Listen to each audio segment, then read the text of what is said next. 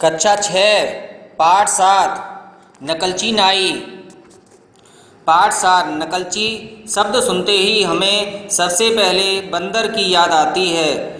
इसका कारण यह है कि बंदर स्वभाव से नकलची होते हैं और उनके नकलची होने की कई कहानियाँ भी प्रचलित हैं। प्रस्तुत कहानी में एक नकलची नाई के विषय में बताया गया है। नकल करना कभी कभी कितना नुकसानदायक होता है यह आपको कहानी पढ़कर ज्ञात हो जाएगा। हर व्यक्ति की अपनी कुछ विशेषताएं होती हैं और उसे अपनी उन विशेषताओं को विकसित करना चाहिए, ना कि दूसरों की नकल करनी चाहिए। यही इस कहानी का उद्देश्य है। किशनपुर गांव में रमाशंकर शास्त्री पुरोहिताई का काम करते थे।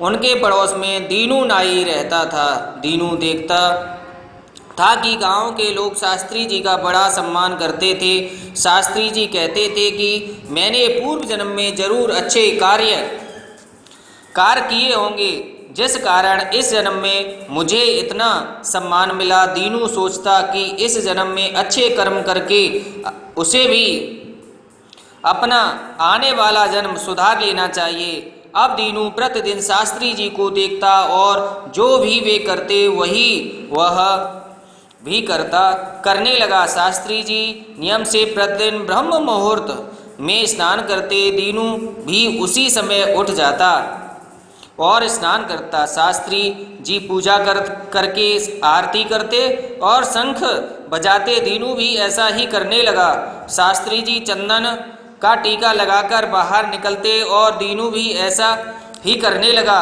पहले तो शास्त्री जी ने इन बातों पर ध्यान नहीं दिया, किंतु फिर उन्हें लगा कि दीनू हर काम में उनकी नकल करने लगा है। उनसे यह सहन नहीं हुआ कि दीनू अपने काम काज छोड़कर उनकी नकल करे। वे दीनू को सबक सिखाने की सोचने लगे।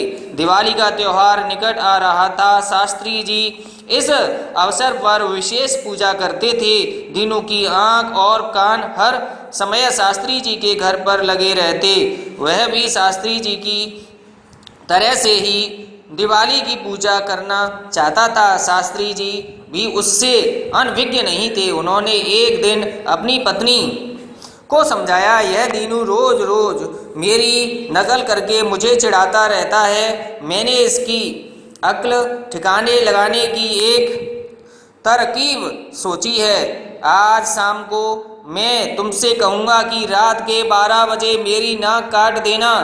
कल दिवाली पर एक नई और सुंदर नाक आ जाएगी। तुम कहना, वाह, आप तो हर साल अपनी नाक कटवाते हैं और एक और नई सुंदर नाक आ जाती है। इस बार भी ऐसा ही करूँगी। दिवाली से पहले रात को खाना खाने के बाद जब शास्त्री जी सोने की तैयारी कर रहे थे तो उन्होंने तेज आवाज में अपनी पत्नी से कहा, कल दिवाली है, तुम्हें पता है ना आज रात में 12 बजे क्या करना है? क्या करना है? पत्नी ने कहा, हाँ मुझे पता है कि आज रात 12 बजे मुझे आपकी नाक काटनी है, जिससे कल दिवाली पर आपकी नई और सुंदर नाक उग आए। मैंने तो तेज धार वाला चाकू कल ही खरीद कर रख लिया था।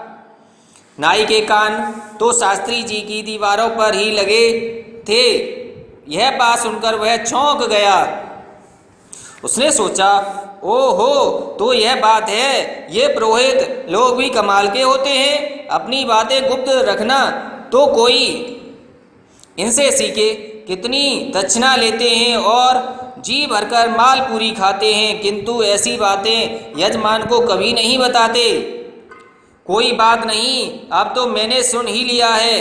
कल मैं भी नई नाक के साथ ही दिवाली मनाऊंगा। क्या हुआ, थोड़ा दर्द तो होगा ही, लेकिन कोई बात नहीं। और मेरे पास तो तेज धार वाला उस्तरा भी है। मैं तो अपनी नाक ज्यादा अच्छे तरीके से काट सकता हूँ। थोड़ी देर बाद सब सो गए। दीनों की आंख में नींद नहीं आ रही थी। आधी रात होने पर शास्त्री जी के जगने की आवाज़ आई। वे अपनी पत्नी से कह रहे थे, जल्दी से चाकू लाकर मेरी नाक काट दो, फिर शुभ मुहूर्त निकल जाएगा। थोड़ी देर बाद शास्त्री जी के चीखने की धीमी सी आवाज़ आई।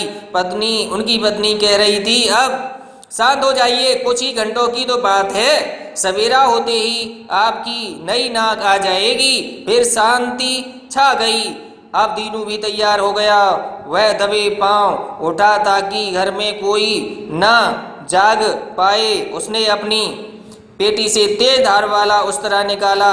2-3 बार हाथ पर उसे तेज किया और बड़ी सफाई से अपनी नाक काट डाली। लहू की धार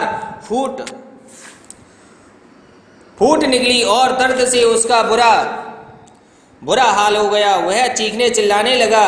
उसकी पत्नी की आंख खुल गई। दीनू का हाल देखकर वह घबरा गई, किंतु दीनू ने हाथ से इशारे से उसे चुप रहने को कहा। इस कहानी के अंत में दीनू ने अपनी पत्नी से कहलवा दिया। दीनू ने अपनी पत्नी से कहलवा दिया कि वह बीमार है। नकलची दीनू की नाक नहीं आई। वह समझ गया कि शास्त्री जी ने उससे नकलची होने का बदला लिया है। उसके बाद दीनू गांव में कभी नजर नहीं आया।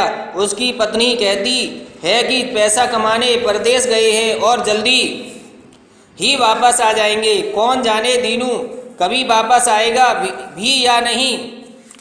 ये जो पाठ है नकलची नाई के लेखक है, नकलची नाई लोक कथा पर आधारित है।